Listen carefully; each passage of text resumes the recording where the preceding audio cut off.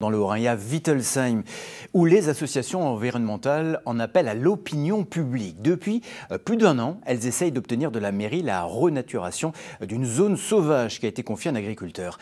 Il l'a défrichée sans tenir compte des espèces menacées qu'elle abritait. Et pour l'heure, la mairie fait la sourde oreille. Stéphane Gaudry, Eric Kleinhofer. C'est une surface d'un peu plus de 5 hectares qui a été soustraite à la nature.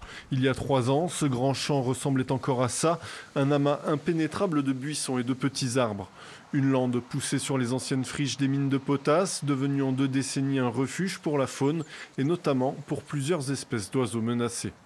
Il faut vous imaginer au printemps ici, la vie se voit et s'entend. Il y a des arbres, il y a des arbustes, il y a donc la tranquillité aussi pour les espaces animaux qui permet de se nourrir, de nidifier ici sur le site. Si cette destruction d'un écosystème a été possible, c'est parce que la mairie de Wittelsheim aurait octroyé ces terres à un agriculteur en compensation de 2 hectares de terres cultivables qui ont été utilisés pour implanter un parc photovoltaïque. Une décision prise sans consulter les associations environnementales qui ont découvert la situation après le défrichement. Ça illustre totalement ce qu'on est en train de vivre, notamment dans cette période un peu compliquée économiquement parlant, avec des besoins de développement, et où la nature devient la variable d'ajustement.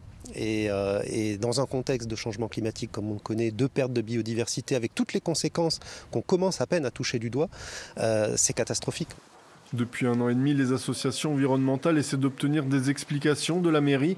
Devant le refus de dialogue, elles exigent désormais la remise en état du site et n'excluent pas pour cela de mener une action en justice.